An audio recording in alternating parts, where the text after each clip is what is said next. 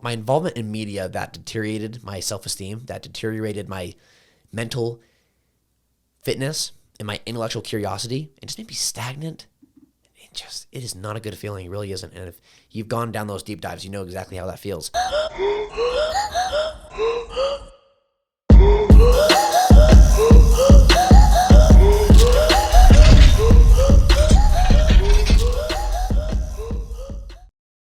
This episode is sponsored by Southern Utah Safe and Vault. It's one-stop shop, buy, education, delivery, everything you need with the safe or a vault door. Website is safesfirst.com. Their showroom is 1397 West, Sunset Boulevard, number 115 in St. George, Utah. Phone number is 435-767-7878. How's it going, guys? We're back here again, another week in a row. This is episode 43. It's kind of crazy. We're coming up on our first year of, I think we've brought a podcast every week for almost a year now. So it's been a lot of dedication from Mallory and I doing this. I know we're touching people. I know we're getting some benefit with a lot of people. We've had comments, ratings, everything. So I appreciate your guys' support with it. Just a guy here talking, bringing on people from different walks of life and walking through different experiences they've been through and things they've learned from it. So today I've got a guest on. He's our youngest guest this far. He will probably be our youngest guest ever. I don't know. We'll see how that goes. This is Isaac Prince. How's it going, man? How you doing, Derek? Good, dude. I'm glad that we can make this work. I know you're counting down days now. Well, I'm very humbled to be here, and I hope that we can add value and have a great discussion. I have no doubt about that. I love this studio, and I'm excited to get right into it. Yeah, so those of you that don't know, this is Justin Prince's son. Justin's been on the podcast, and since I've kind of been exposed to your dad's social media, I was instantly exposed to you, and I was kind of drawn to what you were bringing to the table with him that I thought was really cool. I had a relationship with my dad that was close to how you guys were when I was very young. And then a lot of that kind of transitioned, and I kind of fell away from that relationship. And so I think that's what kind of drawn me to you guys is it's something that I kind of wanted when I was your age and I didn't have, if that makes sense. So watching how you guys interact with each other, I was maybe jealous is the word. I don't know, but I was drawn to it. So when your dad was on, we talked about you guys a little bit, and then Abram that works for me at the store went to school with you. You're graduated now. And so, yeah, I've kind of wanted to make this happen since I invited your dad on, because I thought about bringing you guys on at the same time. And then I thought, no, let's split it up so we can get, full value out of both of you guys and give you your own amount of time. So I'm glad you came on. I'm glad we can make it happen. I referred to you having limited time, limited days. So you've got your mission call. Yes. So talk a little bit about that. I know about it. I saw your dad's live. What did that mean to you to have, do you have friends there, or was that all family? I have, yeah. So at the mission call, you get all your friends and all your family, and it's such an interesting time because it's such a coming of age moment. It is, I don't know how other religions and cultures have that coming of age, or if they even do. But something I think that's really cool in our faith, the Church of Jesus Christ of Latter-day Saints, is we strongly encourage young men, and now it's 18, used to be 19? Yeah. So it used to be 19, now it's 18 is what you can go to serve a 2-year mission for our church, and that's you go out to a foreign land. That could be, if we're in the United States, that could be domestic. I'm going domestic. All my friends are going foreign. We got some people going to Peru, Africa, Mexico, Central America, just all sorts of places. And the goal is you go there and you're there to preach the gospel and serve people. So you're called to serve and to preach, to serve everyone you can. And you're not supposed to swim. You're not supposed to listen to a lot of music, only church music. Not supposed to watch any movies. You have a strict bedtime, waking time. Very structured. And I actually like that structure. But it's very structured, and it's very geared, and there's certain rules that we don't follow when we're not on a mission, but we do when we are. And, those rules, like, don't go on social media, and, don't chat with friends and even family. Like now you only get one day. It used to be one day a year that you could actually call home. Right. Now it's every Monday, every P day, which is a lot. My mom is definitely very happy about that rule. Sure. A lot of moms are. Yes, absolutely.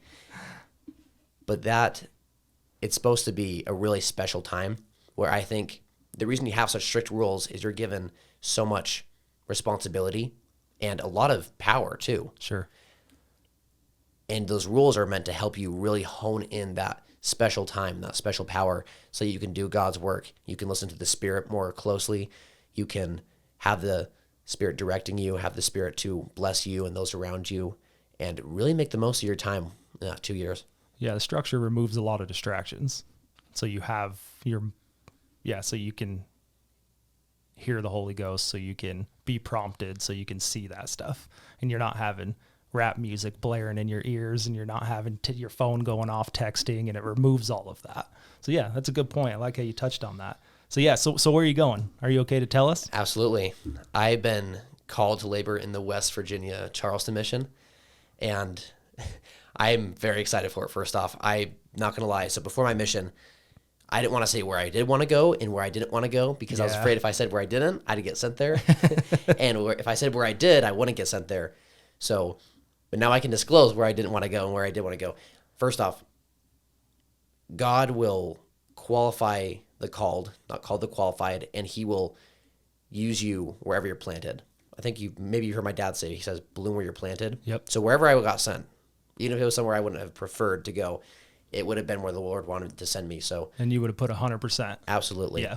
With that being said, I did not want to get sent to Blackfoot, Idaho, or the Price, Utah West Mission. Blackfoot, Idaho. I had an uncle. They lived in Las Vegas, and he got sent to Boise. So he went to Boise, Idaho. I would have served there. I would have loved it. But now that I'm getting called to West Virginia, and I'm very excited for it. I've always listened to John Denver, and what's funny is I haven't even been a music guy my entire life, but I've been slowly kind of getting more into music, because I think it's more of my artistic expression with poetry and more with reading has kind of got me more into music. But I haven't really been a big music guy, but John Denver I've always listened to. So as soon as I got called to West Virginia, I'm like, take me home, country roads. There it is. Is it English speaking? Yes. Okay. Or were you nervous if you would have had to? Do you speak Spanish, or do you speak anything? I spoke Spanish in middle school, and let me just say this. No judgment-free zone. I was a different kid in middle school. I remember I did not like my Spanish class at all. It was the dread of my day. And the only thing I learned how to say was "Como se dice," which means "how do you say" in Spanish. So I just say "Como se dice" and then say whatever I wanted to say. That's actually funny. So before we jumped on here, you were telling me about your experience with speaking, and there's a program in town that you've had some. How long have you been doing it? I actually just started this new year. Okay. And I've been going ever since. 4 months, almost Yes. 5 months, or almost through 4 months. So I had never even heard of this, and I wonder how many people do know about this. It's called Toastmasters, and then I'll let you talk about it, and so I don't sit here and butcher it. I want to look up famous speakers that have gone through Toastmasters, because I know there's some. Mallory, look that up for us. Yes, look up famous speakers that have gone through Toastmasters. So Toastmasters, from what I understand, is the oldest speaking organization to be in a professional organization, and it's also the largest. So it's international. You can do competitive events. So we're actually having one. I don't qualify just because I haven't been in it long enough, but I totally would have done it. It starts obviously region, district, state. I'm sure it just goes on and on from there, even to internationals. So it's a very prestigious kind of competition. But Toastmasters, I love speaking, and that when people hear that, they think I don't get nervous. I definitely get nervous, but I don't see it as a way. So I read this book by Ed Milet. It was a very small book, and one sentence, one phrase stuck out of the whole book. It said, "Everything great comes after the butterflies." So after the butterflies, after that nervousness, after that uncomfortable state, comes the blissful state, comes the growth state, comes the obedience can only be felt on the backside kind of state. So Toastmasters, I do it obviously because I want to get better at speaking, and I don't think I have a ton of talents, but I think one of my talents is speaking, and I feel very gracious for that, and I want to develop that. But Toastmasters shouldn't just be for people that want to do speaking. It's helped me so good with ums and ahs, and now people are going to be watching me without the, Someone's going to be tallying it. Yeah, exactly. And then they're going to report to Toastmasters. But during a speech, you'll be giving a speech, and my favorite role is ah counter. So it's a horn, and it's like, so if someone says ah or or like or double talk, you get to honk a horn or ring a bell, and sometimes it's really funny when they start. You go, honk, sorry, just honk, sorry, and you just kind of chills down, unless I'm the guy that's getting honked at. But that in interpersonal communication is so powerful to improve that cleanliness of speech, and also the clarity. So you're getting to the point, and you're saying it in a way that has some weight. I think that is something that everyone needs to learn. I was telling you just before we started how, and I got this largely from Jordan Peterson. I'm reading his book right now, 12 Rules for Life.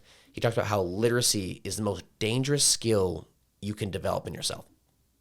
The most dangerous skill you can develop. You might think, that's not what I've been taught in school. Yeah. And that's the failing, is you haven't been taught that in school. Learning how to read, write, and speak.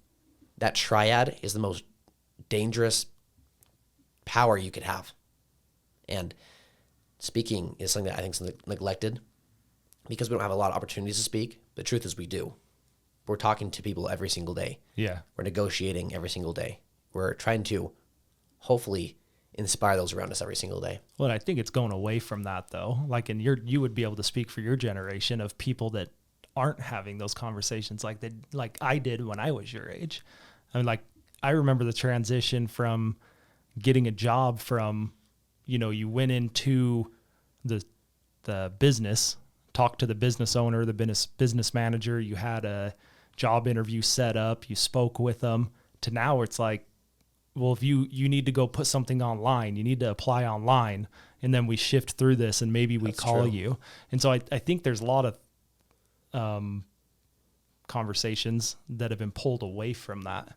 And I hate it because I'm a talker. Like, I enjoy talking. I enjoy conversating with people. Professionally, I'm not very good at it.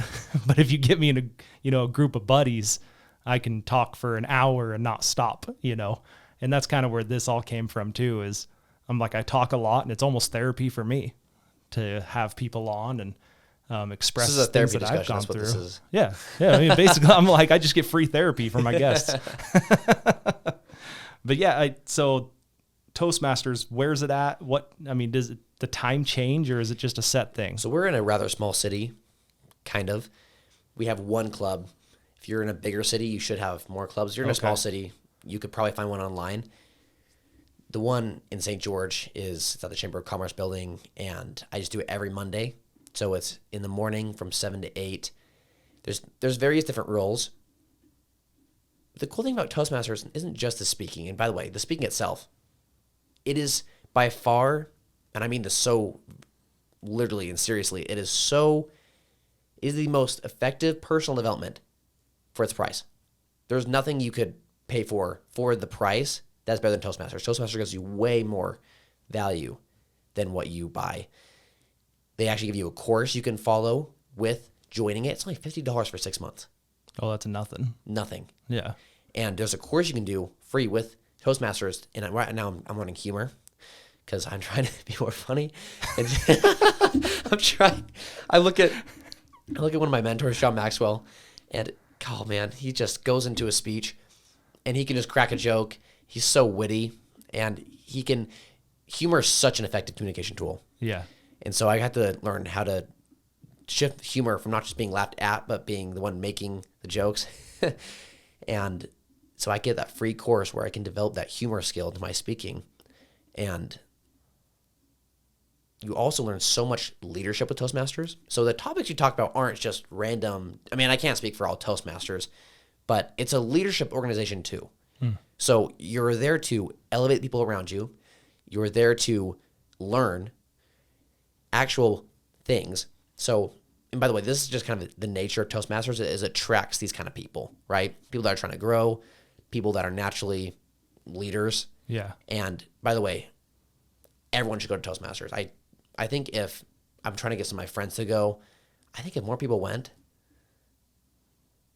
I think they would be able to understand themselves so much better, because articulating words is like unlocking expression. Think about it. If you can't really articulate yourself, you can't really express yourself. And if you can't articulate yourself, you really don't have that much power. You don't really have that much weight. Yeah. I mean, your vocabulary and how you speak is how you speak about yourself in your head. If you don't know the word to express that, then you can't pass that thought through your mind. That's a good point. And that's what writing is too. Writing is essentially consecrating your thinking. It's actually sorting your thinking. So thoughts are kind of just firing from every angle, is what it feels like to me. And writing puts a little bit of chronological order to your thoughts. It puts a little bit more reason, and it helps you organize better. That's why writing is so good, to make your identity and your thoughts more concrete versus just random opinions. I mean, I ask myself all the question about opinions I hold, either politically or opinions I hold socially or opinions I hold about anything. I try to play devil's advocate with it, because if I was actually challenged on a lot of these opinions, I don't know how to defend them. You know, you're just like, I don't know. I just kind of heard this guy talk about it, and I kind of agree with him. And you really don't have any positions for yourself. Like, do ideas have you, or do you have ideas?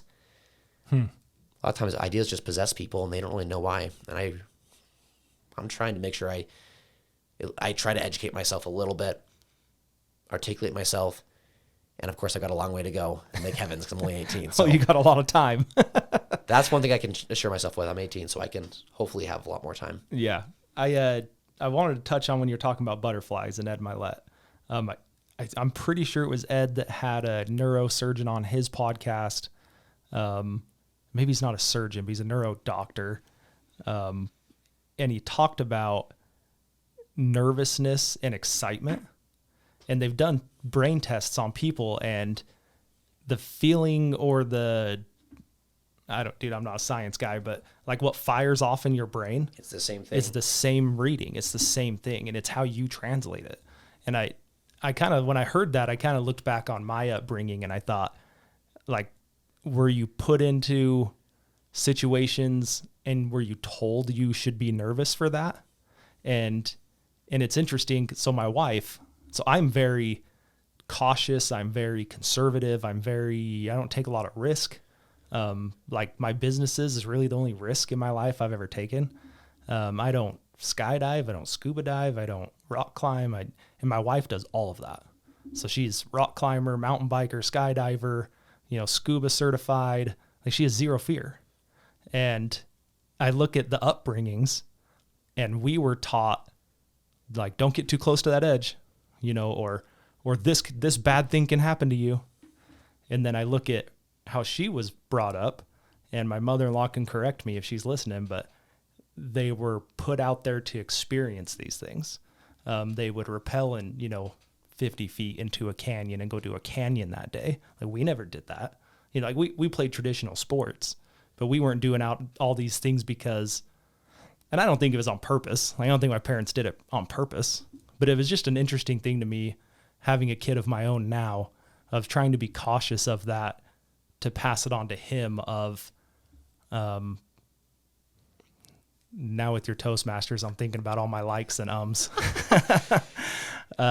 Yeah, there it is, right again, right? Your buzzer again.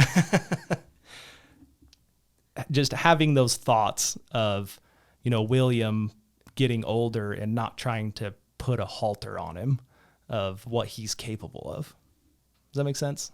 I think a lot of kids are told when they're younger that you are shy. You are.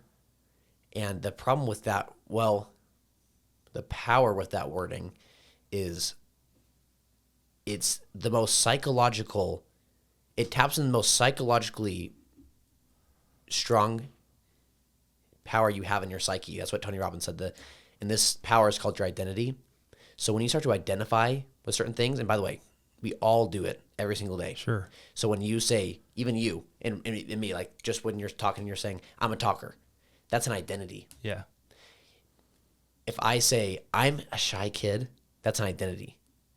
And what will happen is your subconscious, the way you act, the way you talk, it will do anything and everything it can to stay congruent with that identity, good or bad. It's not a logical state of consistency. It's a state of I have to be consistent, good or bad. So if you're the funny kid in class, you're constantly going to be looking for opportunities to be funny, to crack the joke, to be the funny kid. If you are the kid who is not confident, you're just like, I've just never been confident. You're going to look and act in a way that's not confident. If I've kind of always just been a victim of things. I got some friends who will, well, maybe not friends, but I know some kids who, it's so interesting. It's like they look for opportunities to be victimized. And you guys be careful of that too, because, resentment plays a big role in that. Feeling I've been dealt a hand down, or I've been, and by the way, you might have, or I've been put down socially by other people, socially prominent people. That resentment can build up. And I think it's so interesting how the way we're brought up, the things that we're told, the things we accept as our identity, often don't have to be our identity. So if you don't think you're a confident person, and you've always just kind of identified with that, or I'm just kind of socially awkward. I just I've always been socially awkward, or I'm just not good at skateboarding. Just not good. I just never. That's an identity. So what I've been trying to do with my life is, instead of saying really concrete words like that, I'll say, in the past, I haven't been good at skateboarding, but I'm getting better and better every day. And this is, by the way, my dad's corrected me on this too when I identify with the wrong thing.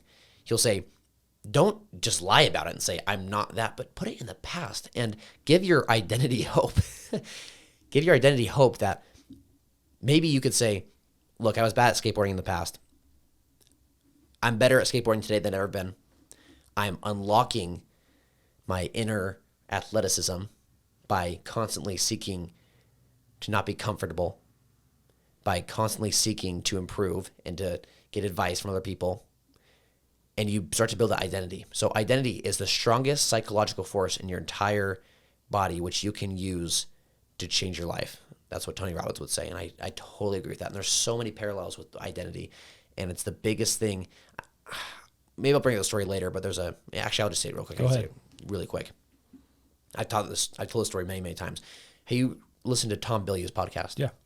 I used to listen to it all the time. And he had this man on named Trevor Moawad. And he told this incredible story. It's a true story about this kid who grew up, I'm going to call him Frank. This kid grew up in the Midwest in Wichita, Kansas? Kansas, yeah. And he was a really not the brightest kid. So he didn't come from a very wealthy background at all. He hung out with the wrong kids at school. He kind of slept a little bit, skipped school. His teachers didn't respect him. He didn't get good grades. Well, one day, Frank's going to school, and it's time to take the SAT. He wasn't planning on graduating high school, but he at least promised his mom he'd take the SAT. So he goes to school, he takes the SAT. Back in the day, they posted it publicly for everyone to see. So he's looking on the sheet, and he's looking, and he sees his score. Now, the highest score you can get on SAT is a 1600. That's the highest possible thing you can get, and it's like an IQ test. So if you're getting up there, you're a really smart guy. He's looking. He expects like a 500 or something. Yeah. He looks. And he got a 1480, which is like genius level score. And so he's like, this is incredible. Takes it home to his mom, shows his mom, and his mom says what all of our moms would say. Did you cheat? Like this? No, I know cheat? you. I know you, sly little. And he's like, no, Mom, I did not cheat. The way they did the test with the bubble answers and the multiple choice, I couldn't cheat. She's like, you know what this means, right? I'm like, you're a genius, Frank. He's like, you know what? I am a genius. Well, if I'm a genius, I better start going to class because I've got some. It's one of the reasons I go to Toastmasters. I feel like I have something to develop, right? He's like, and I'm not saying I'm a genius, but he's like, I'm a genius, so I better go to class so I can enhance my genius skills I already have, right? Unlock some more potential. He starts going to class, and his teachers are kind of like, you know what, Frank, we're wrong about you. You're actually a pretty smart kid. He realizes, well, if I'm a genius, I better stop hanging out with all these chumps. I better stop wasting my time. I better stop being dragged down by all these negative people. So I'm just going to start limiting my time with them. I'm going to start hanging out with all of these kids who want to do something with their lives. That are on my level or level that I want to aspire to. Exactly. That are bringing him up. And this kid ends up graduating high school miraculously. He ends up going to Wichita State and graduates from there. He ends up going to the Ivy League, graduates from there. He ends up becoming America's #1 magazine entrepreneur. Super successful, has a really nice family. And you think of the story and you're like, well, good for Frank. You know, dumb kid, realizes he's not a dud, he's a stud. Good for him. That's not the end of the story. So 14 years later, he looks at his mailbox and he gets this letter in the mail, and it's from his high school. And the high school said, "You are one of 6 students who got their test score switched. You didn't score a 1480. You scored a 700. His whole life, people told him, they told Frank, your life changed when you scored a 1480. And he said, no. He said, my life changed when I started acting like a 1480. And so my dad, I feel like I'm just turning into like a mini version of my dad. That's not a bad thing. Because the way my brain works, maybe you'll kind of see it. Maybe it's not the best thing, but when I talk about a certain topic, I'm like a spider web. I reach certain analogies, quotes, stories, and try to connect my point. Success is an identity process. You'll never outperform the way you see yourself. And so that's something that anyone listening to this podcast should really look into. And that's a great episode to look into, by the way, because the guy actually talks about the scientific reasoning behind your identity. But that is something that I think about every single day because it's just that powerful and it has that big of a role in our lives. Yeah, I was talking to my mom the other day kind of about that with school. I was straight A in math on everything. I was ahead of everybody on everything. I would walk the class and help people with their stuff because I was always done early. English, I don't think I ever got better in a C in English. And it was something I would tell myself, well, I'm just good with numbers, and I'm just not good with English. I'm just good with numbers. And I'm like, I wish someone would have pulled me aside and just told me, and kind of like laid all that out for you of, well, hey, what if I just switched this and told you now you're really good at English and you're not very good with numbers, and just to see what would change in your life, or put that to anything. I mean, it doesn't have to be schoolwork, but I think there's huge power in that. One thing I want to ask you, do you do affirmations? Do you believe in affirmations? Have you ever done any of that? I believe, so Marcus Aurelius once said in his book Meditations. Have you read that? Yes. Oh, dude, I need to do that. So it's on my list. Oh my gosh, it's literally considered to be, by many scholars, to be the greatest literary work of all time. And how's that possible? Like at the time it was written. Let me just say this real quick about Meditations is, so I memorized this quote. I forget the scholar's name, but a famous scholar once said this quote about Meditations. He said, few care about the marches and the counter marches of the Roman Empire. What the centuries have clung to is a notebook by a man who put down in the midnight dimness not the events of the day nor the plans of the morrow, but something of far more permanent interest, the ideals and aspirations that a rare soul lived by. Marcus Aurelius was so interesting. The reason his book has survived, he wanted this book burned after he died. Really? He wanted it. He did not want anyone to read this. And he talks about in Meditations, he says, don't care about what they're going to think about you. Don't worry about your legacy. It's so interesting because you hear a lot of people say, legacy, but he didn't care about his legacy, which is so weird to think about. Why wouldn't you care about your legacy? He said, your reputation, your legacy, who you are as a human being, your values, the quality of man you are, that is what you should concern yourself with, not the opinions and the way history is going to remember you. Only regard yourself about how you regard yourself. Only say things that make you feel powerful and strong. Don't say things that make you feel weak. and do things you can speak of with honor. Live in a way that you can have the strength of soul. So don't do things. And he said the only thing that can hurt you is if it hurts your character. So don't do things that hurt your character. And if you don't know what that is, contemplate your conscience. Lies, saying you believe in something when you don't, acting in a certain way that you think is pathetic. You can contemplate your conscience and it will tell you. It will tell you everything you need to know about the state of your soul. But how does someone who doesn't care about their legacy at all, really, he wanted the book burned. He didn't care if people knew who he was. He said, everyone will die. Memento mori. Memento mori is Latin for meditating on mortality. He said, you could leave life right now. Let that determine what you do and say and think. And he said, where is Alexander the Great? He's in the same grave next to his servant.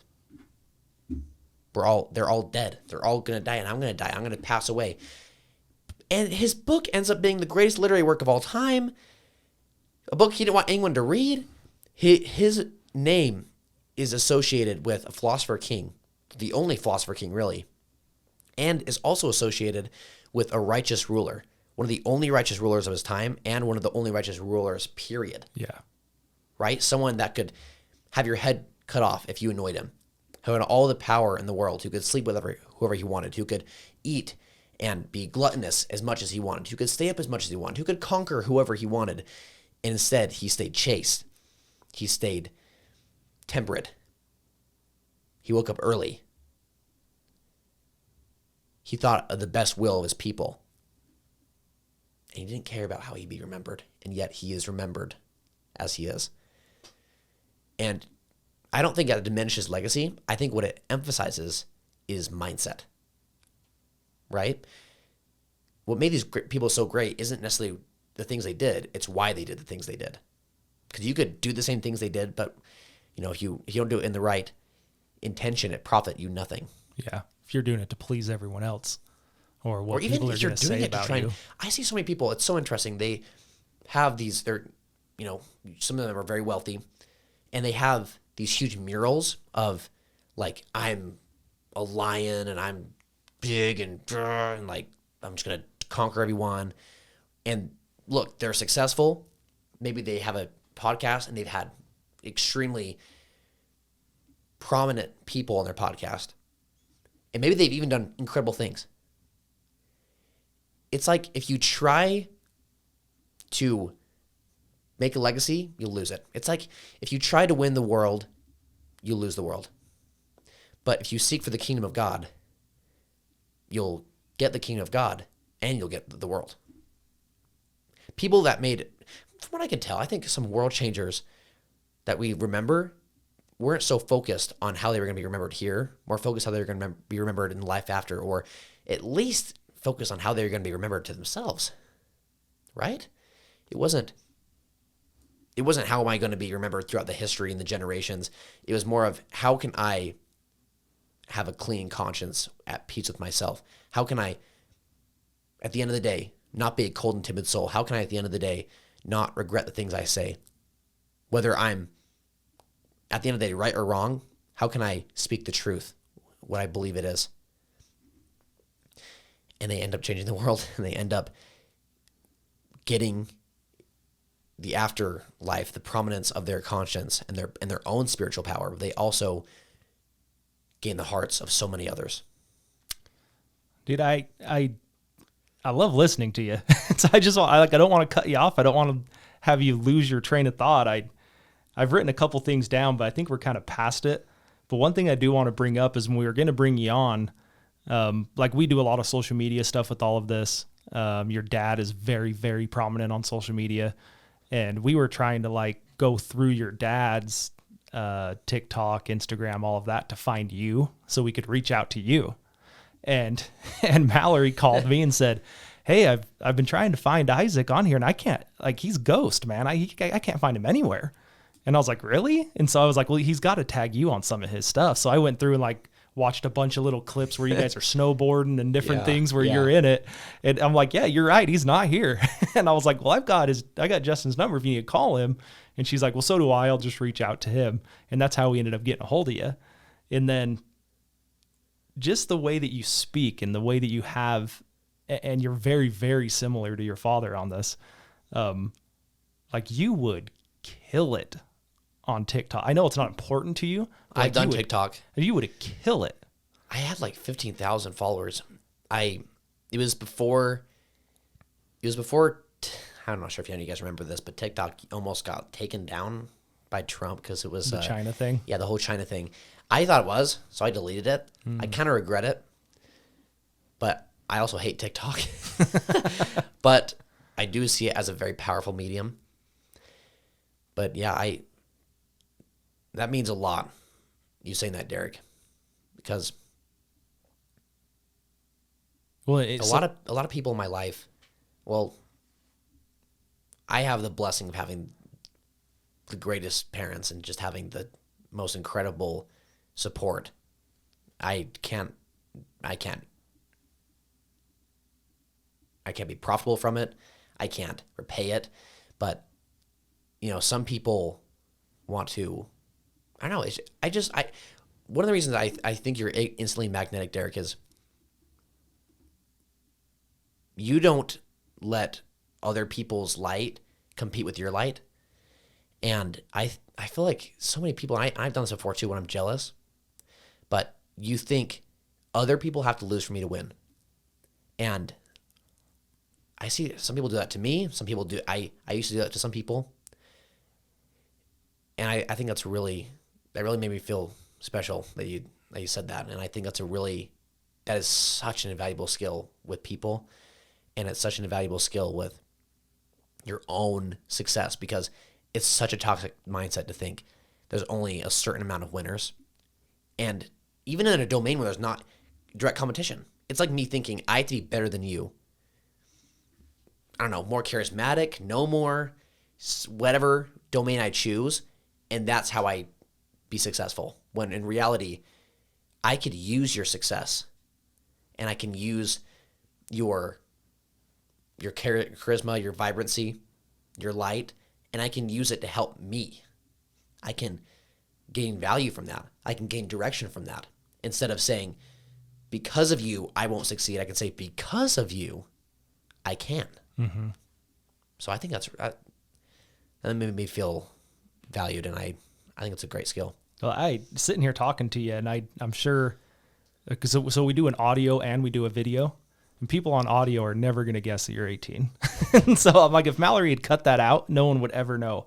But I do want to touch on, you don't have social media, right?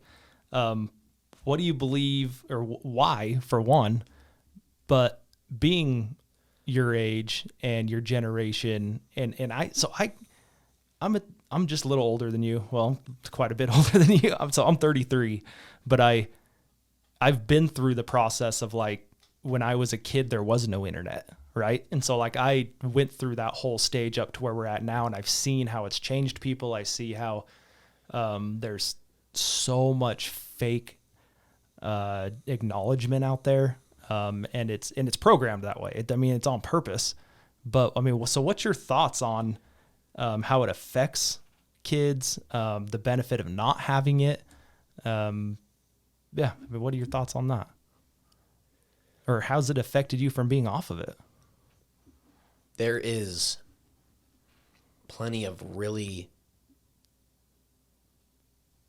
really sad, rather depressing evidence, and a lot of it, it's really not really a debate of how social media affects people's mental health, how social media affects, I think you could even put it in categories of your motivation, your vision for life, your vibrancy for the day. Many of you maybe have watched The Social Dilemma on Netflix. I've watched that, but I've also listened to a lot of content from a professor named Jonathan Haidt. He was on The Social Dilemma, but only for a brief moment.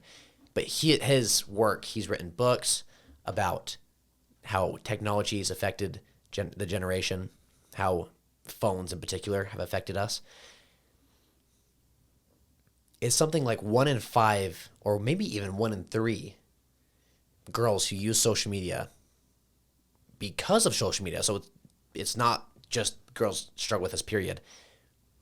Even though they are more inclined to struggle with this. They struggle with body image. They struggle with self-esteem issues. The rates of self-harm and hospitalizations for preteen girls, meaning, so like self-harm, essentially, it skyrocketed, I believe, in the early 2000s. And by the way, this is like from 2004 to 2014 or something like that. I could be a little bit off on those exact numbers. It skyrocketed something like 110%. And then it showed teen girls, 134% raise. It's a little bit lower for guys, but still over 100. And then it shows the suicides, and they're along the same. It's up 80%, up 150% among preteen girls, and it shows those in the social dilemma. But Jonathan Haidt talks about all this information extensively, and I bring that up as a little bit of credibility, just so we're not talking about a thing that some people think is no. This is a real problem for sure. Yeah. I mean, if you don't think it is, I'd love to have a conversation with you because the numbers you to go to my there. high school. Yeah. Try and I've gone to 3 high schools. So one of the skills I've really had to hone in is just, and it's funny because I'm naturally an introvert. So one of the skills is present yourself in a way that isn't too irritating. Present yourself in a way where you're not just being tolerable, but you can try and influence, try to make friends, trying to be attractive to girls, trying to be tolerable to teachers, and trying to make their life easier. Just going from school to school and kind of interjecting myself into the social groups. You learn a lot of different things. And people have had to go through way harder. Like my dad moved some he's going to watch this, but 13 times in his high school. Wow. When he was a kid, when his parents got divorced, he moved so many times. So maybe I got a little bit of that from him, but there's people that have gotten way more harsh social rejection, but I've just learned a little bit just from my experience. And with phones, dude, I have always been inclined not to be a huge phone guy. And it's so interesting because I've struggled with it for sure. And I still do, where I've been trying to trade, and this is such a good trade. This trade, when I actually do it, it enhances my intellectual curiosity, which is something I'm very curious and I love learning. It enhances my intellectual curiosity. It enhances my creativity, my kind of passion for life and day-to-day life, which is trading, being on your phone for a book. And if you have not found a book that you can really just sink into, you are missing out on a human communication medium that has been around for so long. The expression, the depth, the fire, and the absolutely succulent nature of involving yourself in a great book that you really enjoy. And for me, it's like Jordan Peterson, his book. I mean, I just sunk my teeth into that book. I love it. Are you like paperback reading it? Yes. Okay, because I've listened to it and it's hard for me to listen to. So I like listening to history books because they're like 50 hours long. And I just listen to them while I'm driving because not all the details are super essential. But with tactical books, I like to read them. I would have to read his. So that's what I'm getting. But reading it is so, it's actually not. When you watch a TikTok video, the gratification is boom. Right. When you read a book, the gratification is not wait till the end and then get it. It's subtle, small, but the quality and the caliber is something you can take into your psyche and not be damaged by it. For some reason, our brains don't benefit from short-term gratification, and that is seen across multiple different areas, mental health being one of them, success being one of them. The kind of gratification you get from challenging your mind, from thinking, from growing, from pondering on something, from learning a new idea that can change the way you act, that can change the way you look at other people, that can change the way you feel about a certain person. it's not just reading the words on the book. It's being in the shoes of the writer. And I just can't express it into words yet, how powerful it is to trade that. And it's something I'm continually trying to do. So I have books all around me in my car. I noticed when I walked by your car, I looked through the window. Yeah. I was like, he's got like 5 books in there. I just love carrying books around me so I can always have them. Poetry books. I've been getting into poetry, history books, religious books, books that I can improve myself with and explore intellectually. So with phones, I've always been kind of predisposed, even though I've struggled with getting sucked into short-term gratification. I've always been predisposed not to like them. Like, you can ask my dad, ever since I was a little kid, I've tried everything. I mean, everything. I've tried flip phones, pinwheels, and Androids. I say Androids because I'd rather have no phone than Android. But I love how I put that with flip phones. Android users. You just got I'm an Android user, man. Derek. I think Derek, it's the switch age to the flip difference, phone. man. It's the age That's probably what it difference. is. I gotta say, Apple phones are much more, I don't know, the way they do it is much more simple.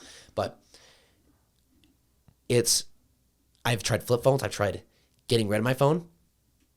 Seriously, like, I've just tried not having a phone. That did not work out at all. My mom needs to be in contact with me. And she will every Monday. yes, absolutely. I'm carpooling and doing all this stuff.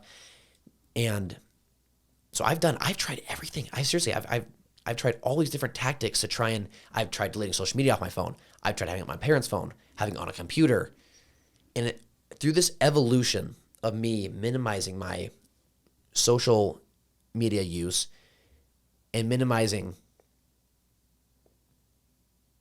my involvement in media that deteriorated my self-esteem, that deteriorated my mental fitness and my intellectual curiosity, and just made me stagnant. It is not a good feeling. It really isn't. And if you've gone down those deep dives, you know exactly how that feels. And it's always worse on the backside. It's always worse after the fact. I've gotten to the ultimate conclusion that social media at my age, in my context, has no ROI. So people will say, oh, but I got friends I need to communicate with. I got friends from back where I used to live up in Lehigh. In fact, one of them just came down, and it's so interesting. I actually feel a lot closer with him than I do some of my friends down here. And, you know, we would like talk on social media, but we just have message and we just talk. Friends that want to stay with you and you want to stay with, you can stay with. Friends that won't. In fact, that might be a good way to kind of seep out relationships that maybe aren't real.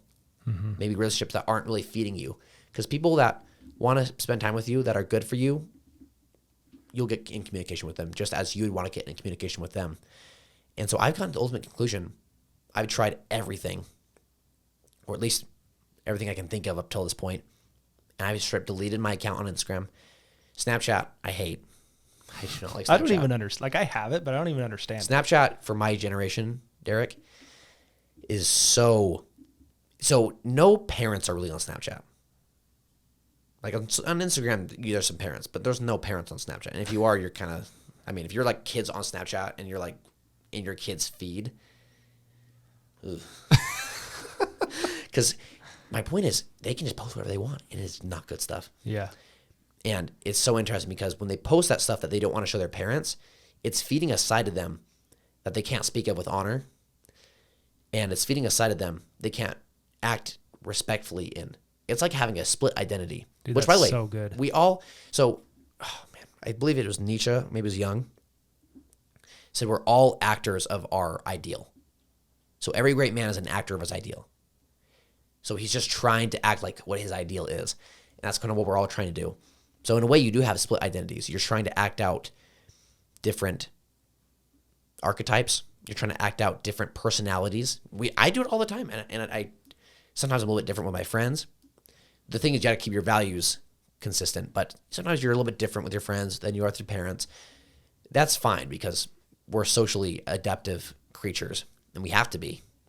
But having a different personality, having a different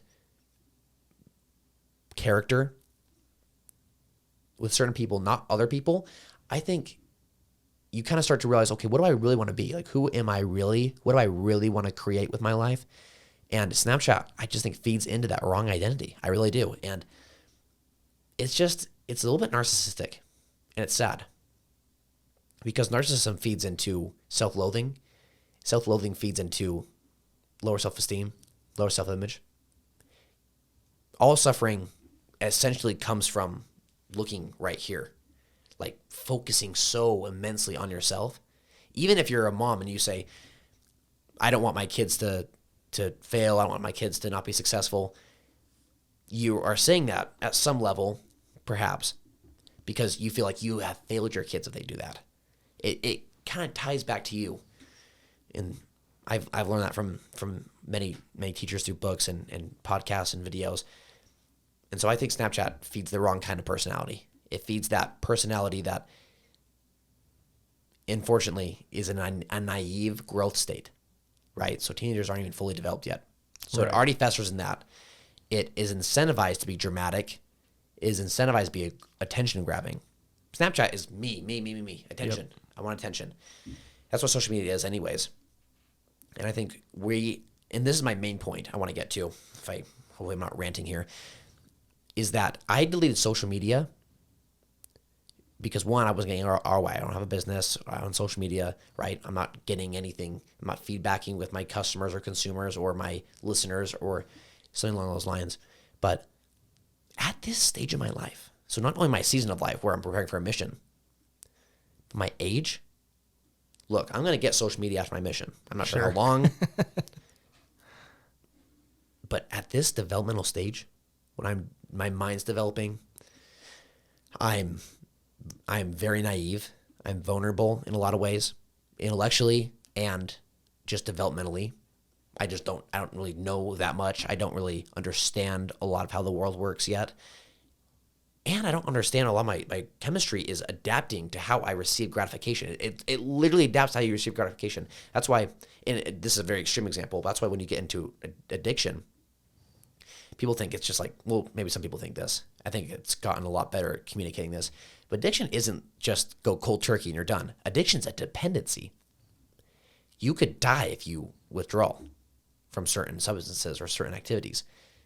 It's literally like your body has a codependency on the substance. And to a smaller level, I think your mind will, at this young developmental sponge-like age, your mind will develop this dependency on social media of this habit. I don't have a bad day. She rejects me. My parents kind of treat me a little bit frustrated because they didn't have that great of a day at work. And I retreat to social media. I retreat to so-and-so. That was a loop I was deathly afraid of. And I already saw myself dipping into, and I said, no more. And I said, this ends here. So I'm going to get a base and let my foundation not be having a pillar of social media on it. So like if you have a foundation of your house and one of those pillars, maybe even two of them, is Instagram, Snapchat, my online presence, what happens when that comes crashing down? Not if, when. And you have an identity crisis a little bit. And that's so plainly seen throughout the evidence of how it's affecting kids. So why would I let my foundation be mingled and tainted and rusted with this social media influence? And so when I'm older, my foundation is set more concretely, and I have a clear intention and purpose with social media. Like I follow a guy named Cal Newport. He's a super smart professor at, I forget the university. And he says you shouldn't even have social media. His is a very more quote unquote radical stance, probably something I'd more agree with now. And I used to think he was kind of crazy. And Cal Newport, he's something that someone you should probably follow if you want to kind of get more enlightened to this new line of evidence and this new way of engaging with social media. Because we have never had this before. Right. It's just not something, we can't act like this is something we've always had. We're just throwing this crazy experiment onto these young, vulnerable minds like mine. And the effects are really devastating so far. And I don't think we should treat this as something that's always been around. It is something that is so new, and I'm not sure how it's going to change me and change people around me, but I'm trying my best to make sure that I am doing things intentionally, that ideas don't have me, but I have ideas, and that's something I freaking need to work on bad, just because I need to be more enlightened and more like there's a quote that says, when your island of knowledge grows, so does the shore of unbelief. So the more things you learn, so does the shore of the things you don't know. That's why Socrates said, I know nothing. That's why he's just at the end of the day, I really don't know that much. And you might think, Socrates, dude. It's like, well, that's because he realized he knew this much, but then he's like, hold up. I don't know all this, right? So that's kind of my stance on social media is I don't think teenagers should have it because our minds are vulnerable. The evidence clearly shows that it has very little to, not just no ROI, it has such a bad ROI. Such a bad ROI. Holy heavens. And I think I can make a pretty strong argument that you'd be much better off if you don't need social media to not have it, especially as a teenager, especially in this time of our lives. That's great. I started writing down positives of social media just to kind of play devil's advocate over here, but for me, I've only got one thing because so the thing everyone says is like, oh, I'm connected to everyone. I can share pictures and my mom can see her grandkid, right? And so a lot of people do that. I always did I run my business on Facebook. My holsters are on Facebook, my safes are on Facebook. And I'd always say, oh, if I didn't have a business, I wouldn't even be on it. And it's probably not true. Like there's a reason where my thumb has a memory of right where my Facebook app is when I slide my phone open, right? And so I'm trying to think of positives, and I'm like, you could really, like business, sure. Like there's a lot of networking algorithms on there to push businesses. Sure. So you could say that. That's why I specify to the context. Right. Because you might have a different context. That's why Calendar Report is like, well, if you have a business, that's obviously a different context. Another point I'd like to bring up, I did the math. So I need to think about this more often. I want to go back to memento mori. Okay. So meditate on mortality. Yep. If you spend something like 3.5 hours on your phone a day or 4 hours a day, which by the way is low.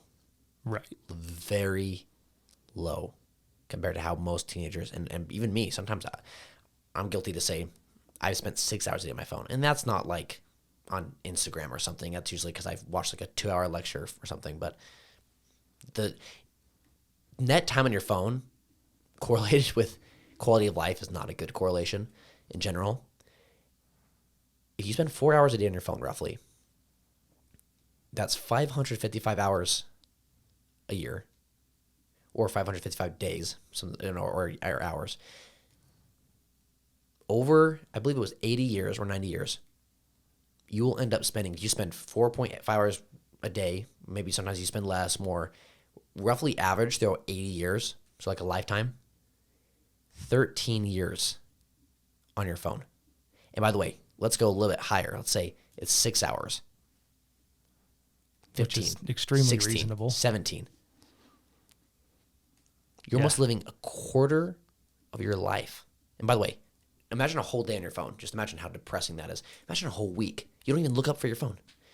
So what I came to the conclusion to was, and this thing I need to remind myself, because the Stoic philosophers would remind themselves of mortality.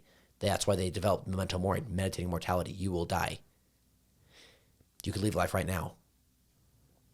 They'd have that every day. They'd think about that every day. They'd ponder every day. Thinking that you could miss out on moments, precious $1 million moments. You could miss out on memories. You can miss out on conversations. You could miss out on failures that could have. Sometimes you need to fail and have it sink deeper. Sometimes you need to get rejected and kind of let that hurt a little bit. Because then you come back and you want more. Or then you come back and you're a little bit wiser. Mm-hmm. And you're a little bit more hungry. And you're a little bit more determined. It's that turning point. There's a story of an old mule in a well. There's a mule, a very old mule on a farm, walks over, falls into a well, very old well, no water. Looking around, it's like, oh crap. I said, well, I think a farmer will come save me eventually. The farmer comes up, he's like, oh, farmer's here, saved. And the farmer looks down. Well, it's an old well, it's an old mule. So he gets a shovel and he starts burying the mule in the well. And the mule's like, save me. And then just dirt. Boom. Looks, what's the boom? And then it comes down again. Boom. And then it comes down again. Rocks, dirt, boom, boom, boom, boom, boom. And this donkey realizes, I'm going to die down here. But if I shake it off and step up, then the things that were meant to bury me were meant to set me free. You might numb that pain, that realization with social media. And you would have never known, you would have died. So the donkey shook it off and stepped up, shook it off and stepped up and got out. $1 million moments. So we could go into this if you want to take that direction, but I just bring that point up to say, do you want to spend 15 years of your life, a year straight on your phone? The people you'd miss out on, the conversations you miss out on, the real connection, the real present enjoyment of this life that is so fleeting that we have no idea if we're going to wake up tomorrow. People die every single day. You're not owed tomorrow. And that, when I put that at the front of my mind, I'm like, I better be a lot more intentional with how I spend my day, because really, when you think about your life, it's really just your day. It's really, how am I living today? You're not living tomorrow, you're living today. You're not living yesterday, you're living today. And the sum total of a good life is a ratio of those better days, of those triumphant days, of those days where you let that pain seep in. Because we're meant to feel pain. I don't think we should use that as an opportunity, right? Yep. I want to, if you're fine with this. So a few weeks ago, I went to an event with my dad, and before I went there, it was my birthday, and my grandma sent me this beautiful letter. I love getting letters from my grandparents. I love getting precious gifts. Like my grandpa gave me this beautiful leather notebook with these beautiful pages that I could write in. I love those kind of gifts. They're very personable, they mean a lot, and I could always look at them with sentimental value. These letters, I love these letters. Long handwritten letters. My grandma sent me one, and she wrote all the incredible times I've had as a little kid and how she'd take me up to Idaho for family reunions and a rodeo.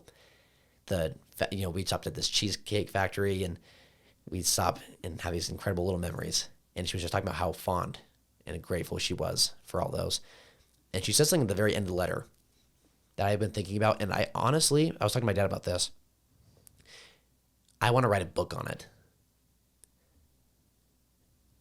But I would want to accompany that book with some more, just not my just opinion. Like maybe I'd want to start another podcast and interview, and I can interview you about this, people that have had $1 million moments, how that occurred. But she wrote down at the very end of the letter, I wouldn't trade $1 million for 1 minute with you. And I looked at it and I thought, well, that's a pretty sad trade.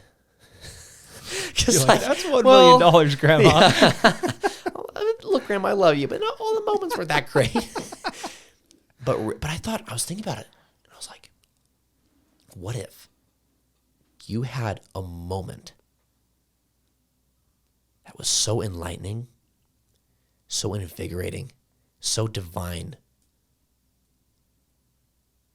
that you would genuinely, in good faith, not trade $1 million for it? And I thought, how many people have $1 million moment? Maybe you have only one, maybe none in your whole lifetime. Maybe you could have maybe one once a year, maybe. What about once a month? Call me crazy, maybe even a week. Maybe even try to have one every day. It's a crazy thought. But I believe this, Derek, that your bank account is measured in money and your net worth is measured in your wealth, but your life is measured in moments. I want to figure out how to make $1 million moments. And so that letter kind of inspired that. But imagine the $1 million moments you're going to create when you're doing an hour a day on TikTok, when you can't hold water in a conversation without checking your phone, when you can't understand the joys of a true connection with another human being because you're worried about a snap or a text. Or your phone dying, for heaven's sakes. When you're more afraid about your phone dying than you are about getting your life together. Yeah. I want to find out the secret to making $1 million moments, because I believe that our lives are measured in moments. And I think, and that's the main thing. Well, that's one of the main reasons I got into my social media is I said, I want to be making $1 million moments. I don't want to say at the end of the day that moment was either worth $1 million or worth a 5-second TikTok video. And that's the kind of world we're living in right now. Mm-hmm. Yeah, being present is something I'm not very good at. I've talked about that on here before. And I think running my businesses and starting them from nothing is part of what drives that, because I'm always trying to look forward and plan forward and goals. And I have a hard time. Like, I feel like I'm either taking care of putting out a fire now, or I'm prepping for something in the future. It's like you're just coming out of a fire. Yeah. Or you're dealing with a fire, or you're about to deal with a fire. Yeah. Or if I had one tomorrow, I would be prepared for it. And so I have a hard time, like what you're saying. And I love the way you put it. And I think about my son. I mean, I would say meeting my wife, marrying my wife, and my son would be my 3 so far. You know, my mom and I went through some hard stuff when my parents got divorced. And as weird as it is to say out loud, like while you're saying that, I was thinking about that because I mean, my mom's always been close with all of us. We had a great mom growing up. I mean, I have a great mom now. But when she was going through the struggle with my dad, her and I, because I kind of felt like I had to protect, like I have 3 older brothers. They were all out of the house. And then I was there with my little sister. And so I was like protecting them. You probably don't know. So I've talked about it a number of times on here, but my dad, great dad growing up, coached us in everything. You know, all the friends wanted to hang out with him, funny, played jokes, great dad. When I was about 15, his mentality like really started going downhill. Depression, bipolar, suffered from all kinds of mental illnesses, and it started getting rough at home. And ultimately, few events happened. We ended up kicking him out of the house. I did. So I had to kick him out of the house. I confronted him. Parents got divorced about 4 years later, and I need to just go look up the dates because I always guess because I don't know. So we kicked him out of the house. I had 0 relationship with him. And then about 4 years later, he took his own life. And so I think about those $1 million moments, though, and I don't want to focus on that. I just was trying to give you some backstory. When my mom was going through that stuff, and we all were, like, I got closer to my mom than I ever had been. And it's funny. So my brother, Adam, he was the All-American. He was the starting point guard when he was in 9th grade. He was 10th grade. All-American quarterback, McDonald's All-American, all that, right? Now he's a very, very successful business owner in town. And he was the golden child. That's what we'd always talk about. Adam's the golden child. And the other day I was with Adam, and he was like, you know, everyone says that I'm the golden child, but I think you're the golden child. And my wife says, no, Adam, you're still the golden child, but Derek's definitely the favorite. And I just thought, like, I started thinking like, well, yeah, because of everything that my mom and I went through the divorce, and I ended up taking their house over so they didn't have to file bankruptcy. I accepted it. I mean, it wasn't a victim thing. I accepted a lot of financial responsibilities on their behalf. That's incredible. But I don't know. So when you're saying that, my first thought obviously was my son, and my wife. I mean, I brag about her on here all the time, and she's always like, dude, I'm not that cool. Like, stop telling people stuff because I'm not that cool. And I'm like, no, dude, you're like, she's a rock. I mean, everything that she does for me. And like right now, you know, like she called right before we started, and she was picking up our son and taking him home, and she's going to, you know, dinner, bath, get him ready for bed. And they'll probably both be asleep by the time I get home. Right. And so she handles a lot and takes on a lot. But then having my son be born, I mean, you can't describe it. I didn't even know if I wanted kids.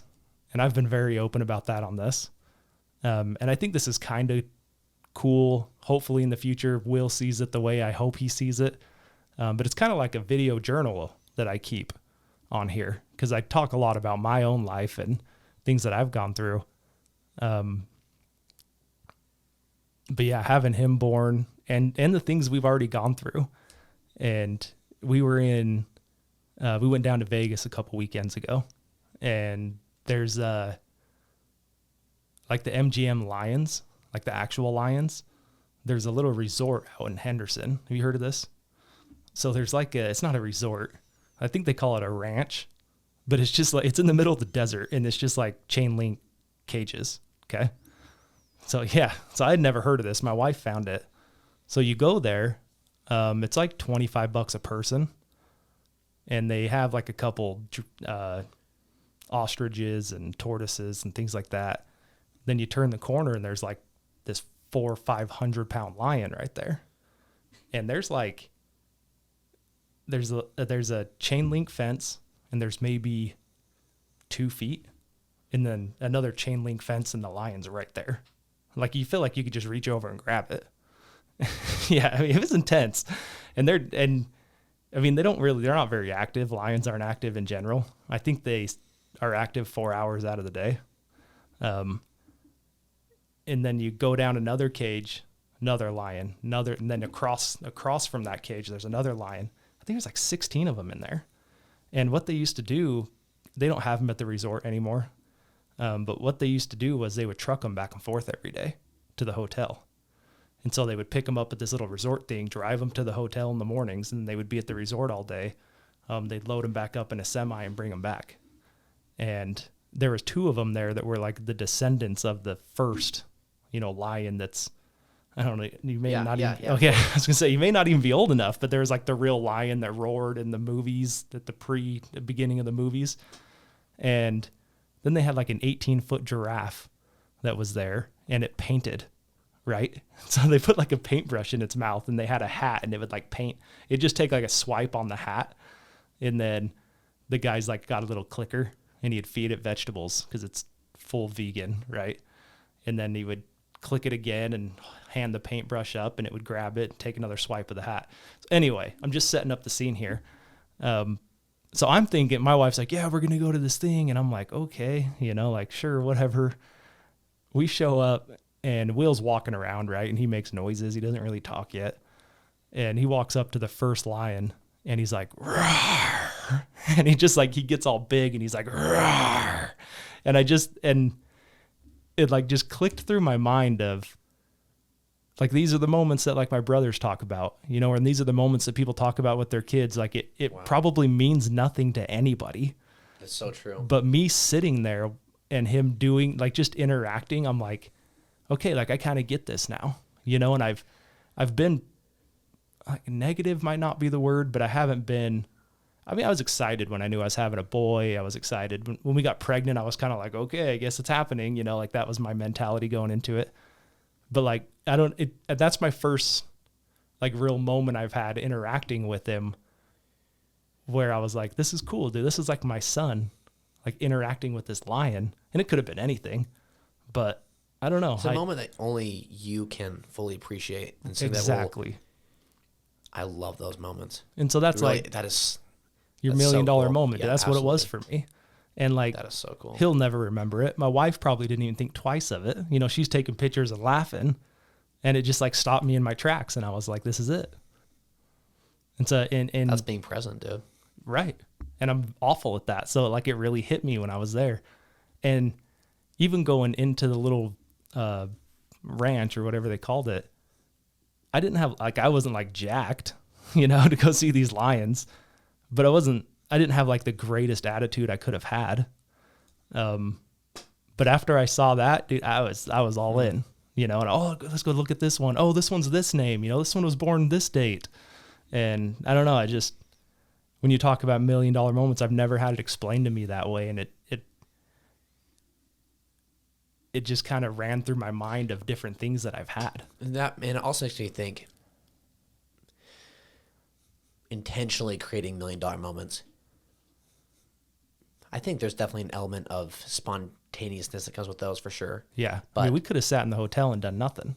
I mean, we exactly, were in a that's resort. what I'm saying. Yeah. See, and here's the other thing is I also, so there's that. And I also don't think you need to go to Cabo or you need to go to Bahamas to have $1 million moment. Yeah. I think there's little moments. I remember one moment when I was a little kid. And one thing you gotta understand about me is I love wildlife and nature. When I did have Instagram, if you looked at my saved, I am not kidding.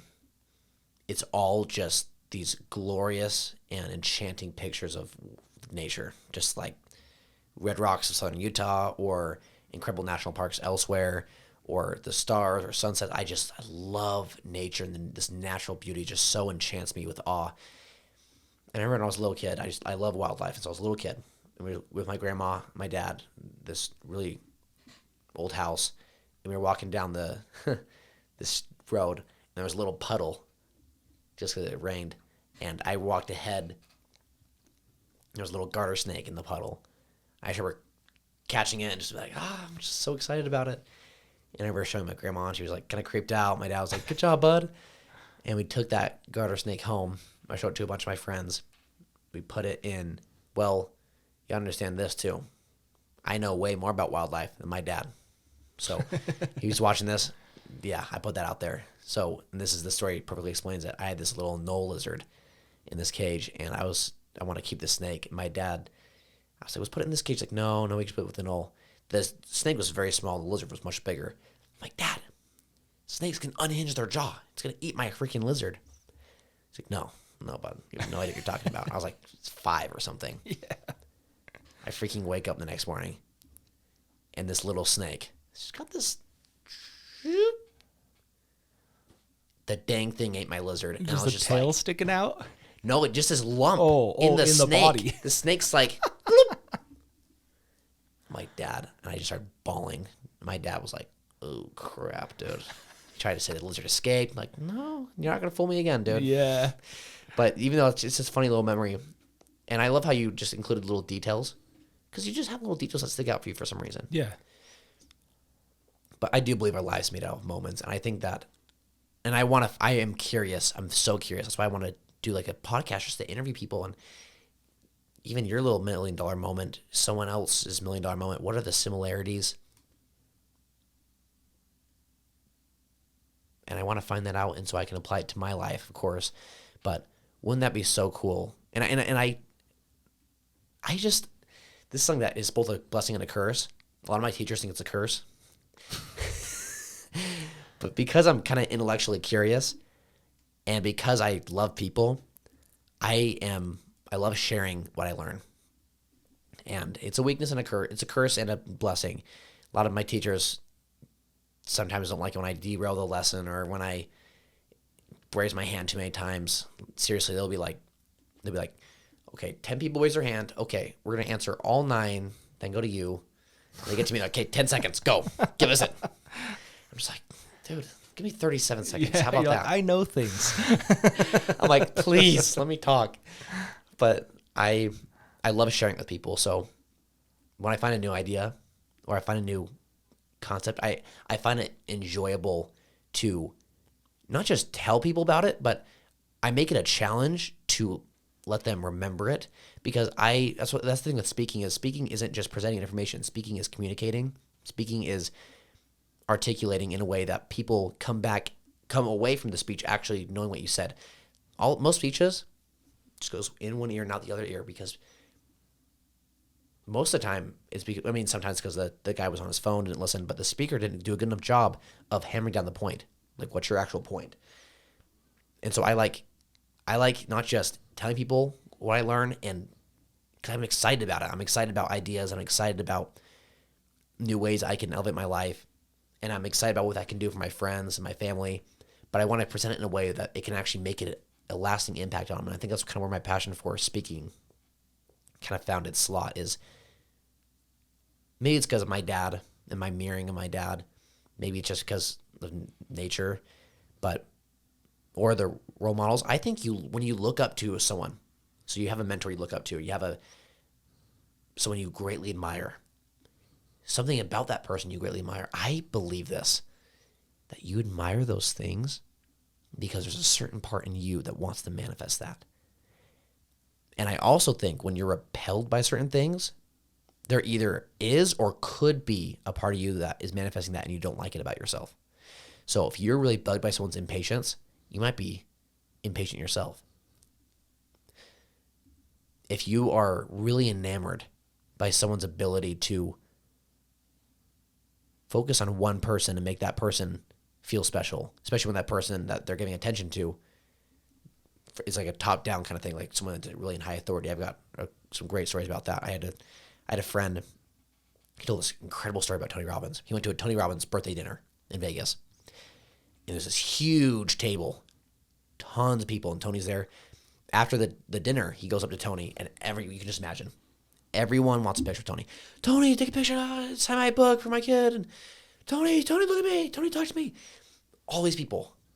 So this friend goes up to Tony, and he had this book by Jim Rohn, which was Tony Robbins' mentor. He wanted my friend's mindset was essentially give something to Tony instead of just asking, right? Add value instead of just taking. So he went to Tony, and he got his attention, and he gave Tony this book, and he had written a little handwritten thing, and he gave Tony, he's like, I really appreciate all you've done for me in my life and all the value you've added, and here's a little gift I can hopefully give you, and maybe it means something. And Tony said it. Tony just looked at it and just really cherished it and just smiled and just kind of held it and just like, oh, Jim. It was just like a really sweet moment. But ironically, that's actually not the moral of the story I took away. The moral of the story was that he said during this interaction, Tony had people tapping him on the shoulder, looking at him, in front of him, on the side of him, everywhere. And Tony didn't pay them so much as a glance. And you might think that's a little rude. Like if you're talking with someone and someone says, hey, nice to see you, and you're just talking to this person and you don't even give them so much as, you don't even say, hey, I'll talk to you later, I'm talking with this person. No, you just don't even acknowledge them. That might be a little bit rude. But what I found is it actually breeds more respect than dismissiveness because it shows you really care. That story, that little tiny story just stuck with me because how powerful that this Tony Robbins character was so focused on this, I mean, look, he's successful and everything, but he's not a Tony Robbins, and he just gave him all the attention. He gave him his presence, and he didn't so much. It's I feel like we actually had this. I'm trying to improve my listening skills, and you're obviously a very good listener, mainly because you're not telling me to. It's okay, 10 seconds, finish the song. But when you're focusing and listening, I'm not having other thoughts. I'm not thinking about other things. I'm actually thinking about not just what you're saying, but what you're going to say next. Because I'm not thinking about what I'm going to say next. I'm thinking about what you're going to say next. I just learned this. I was listening to a book when I came over here by Chris Voss. It's called Never Split the Difference. He's an FBI negotiator. And he talks about how listening is like one of those powerful skills you can use to show someone your appreciation. It's part of the skills of tactical empathy, as he calls it. But I want to listen to you so closely that I'm trying to anticipate what you're saying, not because I'm trying to like make some kind of game out of it, but because by trying to do that, I am so focused on what you're saying. I'm so focused on how you're saying it, maybe the subconscious communication you're giving me or body language communication, and that allows me to be completely focused on what you're saying. So that's something really powerful that I learned with listening. But that's what I think is usually focusing on the other person and focusing on adding value is something I've really tried to hone in and use my skills toward, because I think that's where you really find the profit is developing something you can share, something you can be good at, not for the benefit of yourself, but for the profit of those around you. Yeah, I've tried to work on listening because I was not very good at it for a long time. And one thing it's always helped me is like, I'll stay eye contact the whole time. And then it keeps me engaged. And I'm like, oh, I'm doing that more for me than to give you the gratification that I'm staring at your eyes, you know, and I'm paying attention to you. I'm doing it more for me so I can stay stuck on you. But I do that where I'm predicting what you're going to say, I just know where you're going with it. Right. And I don't know if you've noticed, but I'll sit here and you'll start talking and then I'll just kind of slowly start nodding. And I'm like, I love it. I know where he's going with this. This is great. But listening is, as guys, we have a problem listening, I think, mainly because, and this is not a secret, this is known, we're fixers. We want to fix things. So when we're listening, our mind's usually going to fixing. Yeah. Okay. We'll do this. Okay. We'll do this. Yes, exactly. And we want to take over the conversation and we want to insert ourselves into it. And it's a little bit of a pride thing. And there's other things mixed involved with that. But being married has kind of had me change that a little bit. And my wife is not a complainer. At least not to me. I guess her friends could correct me on that if they want to, but I don't think she's a complainer. But every now and then she'll come to me and tell me something that's happened. And, you know, I mean, we'll be 10 years at the end of the year in December. And in the beginning, I would tell her, okay, well, this is what you need to do, you know, and I'm very blunt with people, and I get to the point when we're interacting and when we're trying to get things done and when we're being productive. And so she would bring these things to me at work or school or whatever it was. And I would just A, B, and C, this is how you take care of that. And then you slowly start to kind of realize, and this is not just a women thing. I do this. I have friends that do this. You start to realize that like people just need to be heard sometimes, you know, and there's. How many people are not heard? What's that? How many people are not listened to? That's why it's so. Yeah. Oh, when someone finally listens to me, finally. Right. Finally, someone actually cares what I have to say. That's a gift. But you shouldn't just give out of charity. But I think you should give out of, well, when I say out of charity, you should give out of charity as a virtue, but not give for no reason. Yeah. I think that's absolutely right. I think people are starving for someone to genuinely take interest and attention to what they have to say, to validate what they're saying and what they feel. Yeah. So I want to know when you're going to write this book. And is it titled $1 Million Moments? I've been talking to my dad about it, and this is something that I think is an insecurity, but also something that I think it also has to be weighed in, but also not overtaken, is I want to make sure that I'm not writing like I guess essentially will be sort of an opinion book, but I don't want it to be something where it's just someone else could have written it in easily. Not to say that I don't want someone else to, but if I'm giving the same amount of value that some random guy could give, what value am I really bringing to the table? I want to, that's why I was kind of bringing up maybe a podcast where I could interview people and get some kind of credibility just because I'm young and I really don't know if I have all the answers. In fact, you don't. The fact that I don't makes me want to find them, you know? Like the fact that I don't makes me want to ask people questions. But being aware that you don't is the thing that people can't get past. So when you were talking about, I mean, earlier you mentioned it a number of times and I'm like, man, like if I was that self-aware when I was 18, like what would be different in my life? Because you were very self-aware of instances or experiences that you've been through. And it's like, honestly, it's refreshing. Like it's refreshing to know that there's teenagers that are trying to better themselves, that are trying to push forward. And then not only better themselves, but being aware, and I'll credit your dad with this, and I think you'd agree. Everything I am, everything I hope to be, I owe to my father and mother. Sure. And I know he's the same way, and it's like, you're not only self-aware, but you're aware that there's things that you've taken the time to learn that will help somebody else. And you're willing to do that, even though they've not taken the time to learn it for themselves. Does that make sense? And I think that there's a lot of value in that. And so when you talked about doing this book, I just thought, man, like,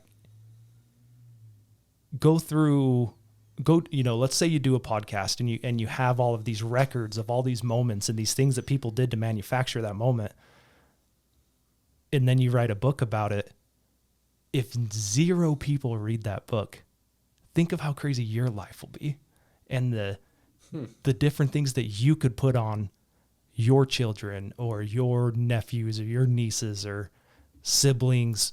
Even I'm not going to sit here and say your dad can't be influenced, right? Like, you could even, and I know you would, if you got to that point, you would. But I know just from sitting here talking to you right now, I mean, we met today, right? Just from what I can gather right now, you wanting to better yourself and then taking that time to share it with everyone else is extremely powerful for anybody, let alone a teenager. And so, man, I commend you, dude. I'll be honest, this was better than I ever thought it would be. I knew it was going to be good. I've consumed enough content of your dad's to kind of get an idea of who you are. And I've had a blast. We're going on an hour and a half. So what? I told you, man, it flies. Holy cow. Well, I've had an absolute pleasure talking to you, Derek, and your kind words inspire me with more responsibility. And humility, but I was praying about a week ago, and one of the things I've been really trying to focus on is becoming more at one with Christ every day. So we believe in the atonement of Jesus Christ, and the atonement literally spells out at one-ment. So if you think about it, an analogy, if you have a bank account and it is trillions and trillions of dollars in debt, and you come up with $6.25, and you put it over and you're like, this is my work. And he's like, I don't need that. That's not something I can take. It's not something that's going to make you profitable, even hypothetically. Christ wants to merge his bank account with you. So if you're trillions of dollars in debt and Christ has a bank account that's infinite with wealth, and you merge those bank accounts, it doesn't matter how much in debt you are, because now you're one bank account and you're infinite in wealth. And so I've been trying to focus on becoming more at one with Christ every single day. That means more sincere prayers, right? Sincerely seeking, desiring, and choosing Christ over sin. Communicating with him. Like, how close are you with friends you don't communicate with? Why should you have any standard less with your Savior? And then believing him. Believing when Christ says, though your sins be as scarlet, I shall make them as white as snow. Not scarlet and then light pink. Not scarlet and then dotted. As white as snow. And I was praying this one night, and I just decided to believe for a moment that Christ had forgiven me, that God had forgiven me for my sins. Just believe that he, not just that he could, but that he did, because I had been repenting and trying to pray. And I felt in this moment this flood of his love and his grace come upon me, and I received a witness of a remission of my sins more powerful than I'd ever. Couldn't have really testified that I've had a remission of my sins until then. And when I had it, it was the moment I first believed, and it made me think of the hymn Amazing Grace. It's my favorite hymn. Everyone's familiar with the first part, Amazing Grace, how sweet the sound that saved a wretch like me. I once was lost, but now I'm found, was blind, but now I see. That's my favorite part usually, but at this moment, this different part of the song came to my mind, and this part is this. How precious did that grace appear the hour I first believed. That resonated with my heart and my reality so congruently. It appeared when I believed. And of course, you had to repent and you had to really forsake your sins. But you had to believe Christ too. It's like not believing. It's like believing in Christ and believing Christ are not the same thing. You can believe in the idea of electricity. You can be in a cabin, be all cold and shivery. There can be heaters all around you and lights. And you can even believe that they're around you, and you can even believe that they'll work. You believe in the idea of electricity, but if you don't turn the switch, you will wither away and frostbite and die. And so believing Christ is activating his power. And I was praying another night. I've been trying to pray more earnestly, and I felt, and I believe this, so I believe this very strongly, and I can testify that if you draw near to God, he will draw near unto you. It says, and I believe him when he says, look unto me in every thought, doubt not, fear not, draw near unto me, and I will draw near unto you. Seek, and ye shall find. Ask, and it shall be given unto you. Knock, and it shall be opened. I believe him when he says that. And if you do seek him, he will answer, and he will give unto you liberally, and upbraideth not. And I felt like his message to me was this. This is something I haven't shared yet, but just very recently, this is what I feel like he shared with me. That I need to take courage with whatever I'm doing.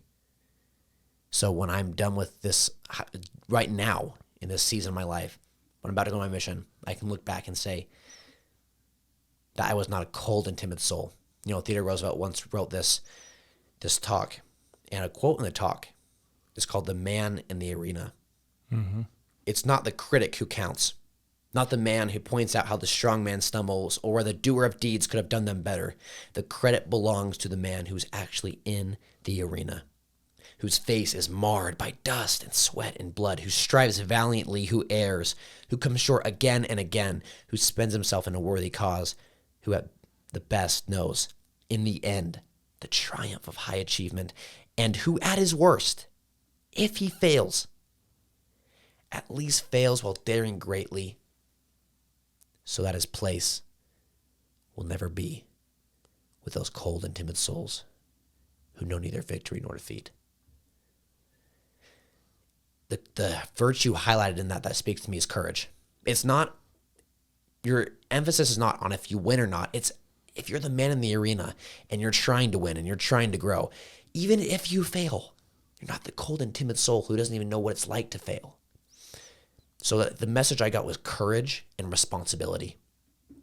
I felt that in my unique situation, I had responsibility in that if I didn't take responsibility, I would have things lost and I would be an unprofitable servant in a lot of ways. So I had these two feelings of courage. Take courage upon you. Speak in a way that makes you feel strong. Say things that make you feel strong and act in a way that you can speak of with honor. Take courage in everything you do. That you do the right thing. Nothing else matters. That's what Marcus Aurelius would say. That you do the right thing. Have the courage to do the right thing. Even when it's not comfortable, even when it's not expedient, even when you're tired, even when it will offend people.